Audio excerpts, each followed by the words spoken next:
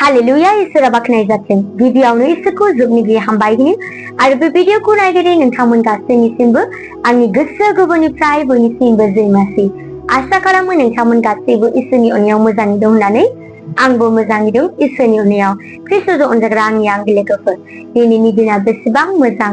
दिनैहाय 2024 नि डिसेम्बर 1 दिनै इसोरा जों बयनोबो बे 1 तारिख दिनखौहाय जोंनो होबावनो थाखाय इसोरखौ आङो हामबाय होनो आरो दिनै ख्रिस्ट'जों अनजाग्राफोर दिनै बे निउ मान्थआव फै दिनै जों इसोरखौ जोङो अनदिनि आरो जोङो इसोरखौ जोङो फोथायनो जोङो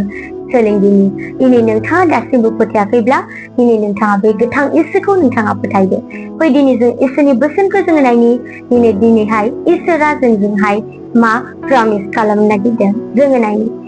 फार्स्ट ज'हननि चैप्टार 4 वर्स 19 बेयाव बुंदों जोङो अनो मानोना इसोरानो जोंखौ अनग्रोबाय जिसुनि मुङै आमेन बेसेबां मोजां ना मा दिनै नोंथाङा इसोरखौ अननो रोंदों नामा दिनै इसोरनि बोसोना दिनै जोंखौ बुंबाय जोङो अनो मानोना इसोरानो जोंखौ अनग्रोबाय मा दिनै जोङो इसोरखौ अनग्रोदों ना दिनै इसोरा जोंखौ अनग्रोदों इसोरनि बोसोना दिनै जोंखौ फोरमायबाय इसोरा जोंखौ अनग्रोदों ख्रिस्ट'जों अनजाग्राफोर दिनै इसोरा जोंखौ अननायखाय दिनै जोङो बे निउ मान्थखौ आरोबाव जोङो मोनबावबाय आरो जोङो जे बे डिसेम्बर मान्थआव जोङो आरोबाव जोङो जे क्रिसमास बा बर'दिनखौ जोङो फालिनो जोङो खाबुखौहाय इसोरा जोंनो होबावबाय फै दिनै नोंथाङा दासिमबो नोंथाङा अननो रोङाखैब्ला दिनै नोंथाङा बे निउ मान्थआवहाय नोङो प्रमिस खालामदो इसोरा दिनै नोंथांखौ प्रमिस खालामबायब्ला मा दिनै नोंथाङा अनबावलिया नामा दिनै इसोरा नोंथांखौ अनो आरो इसोरखौ नोंथाङा अनदो नोंथारगौनो बे निउ मान्थआव दिनै नोंथाङा इसोरखौ अनोब्ला इसोरा नोंथांजों अराय सम बियो लोगोसे थागोन मानोना दिनै जों बयखौबो इसोरा अनग्रोनायखाय जों बयबो जोङो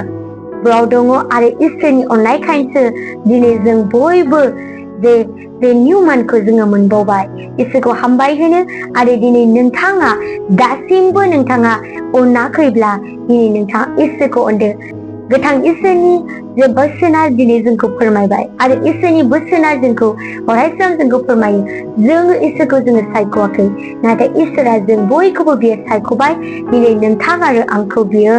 अनो आरो बियो नोंथांखौ बियो सायख'नायखाय दिनै नोंथाङा इसोरखौ अनदो आरो इसोरा नोंथांखौ अनग्रोबाय ख्रिस्ट'जों अनग्राफोर दिनै जों बयखौबो इसोरा अनो नोंथांखौनि इसोरा नोंथांजों अरायसम लोगोसे थाफ्लायगोन आरो इसोरा अनफ्लायबाय थागोन नोंथांखौ आङो बेखौनो बुंनानै फोजोबबाय आरो नोंथांमोन गासैनिसिमबो आरोबाव आङो विश खालामनो सानो जे happy December to you all दिनैनि बे निउ मान्थ आरो इयरनि लास्ट मान्थआव नोंथांमोन गासैखौबो आङो इसोरनि मुङै आङो जैमासि बावहरो आरो ख्रिस्ट'जों अनजाग्राफोर फै दिनै जों बयबो आरज खालामदिनि आरो दिनै जोङो इसोरखौ हामबायहोदिनि अरायसम जोङो इसोरखौ जोङो गाबज्रिनि अरायसम जोङो बयबो जोङो प्रार्थनाखौ जोङो खालामदिनि आङो आसा खालामो बयबो मेगनखौ मिथिगोन होननानै गोथां ओनसोलाव फोरबो आफा नोंखौ हामबायनो नोङो बे गोदान मासखौ नोङो होबावनायनि थाखाय दिनै गोबांथार आंनिनो बिदा फंबाय बिब' बिनानाव गोबांथार फोरबो आफा सिखारनो हायाखै नाथाय दिनै नोङो जों बयखौबो नों हेफाजाब खालामनायखायसो दिनै जोङो मोजाङै दं फोरबो आफा दिनै नोङो जोंखौ अनग्रोबाय आरो नोङो अनफ्लायबाय थायो जोङो फोथायो फोरबो आफासो जोंनो बोलो हो जोंबो नोंखौ अननो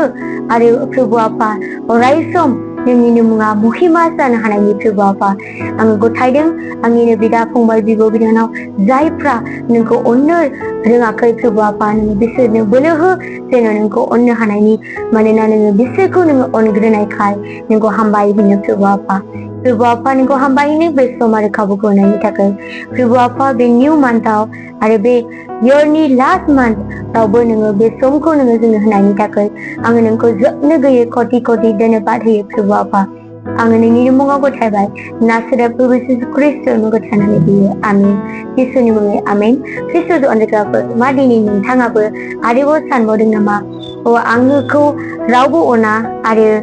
इसोरा आंखौ अनग्रोआखै होननानै इसोरनि बोसोना फोरमायबाय आंनि बुंनाय नङा इसोरनि बुंनाय नोंथांखौ इसोरा अनग्रोबाय फै जोंबो इसोरखौ अनदिनि आङो बेखौनो बुंनानै फोजोबबाय जिसुनि मुङै आमेन नोंथांमोन गासैखौबो उननि भिडिअआव लोगो मोनलायसिगोन आरो नोंथांमोननियाव माबाफोर रिकुवेस्टफोर दङब्ला नोंथांमोना कमेन्ट बक्सआव हरनो हागोन बा नोंथाङा मेसेज खालामनो हागोन आंनि चेनेलखौ साबस्क्राइब खालामाखैब्ला साबस्क्राइब लाइक शेयार खालामनानै लादो आरो नोंथांमोना दासिमबो आंनि फेसबुक पेजखौ फल' खालामाखैब्ला फल' खालामनो हागोन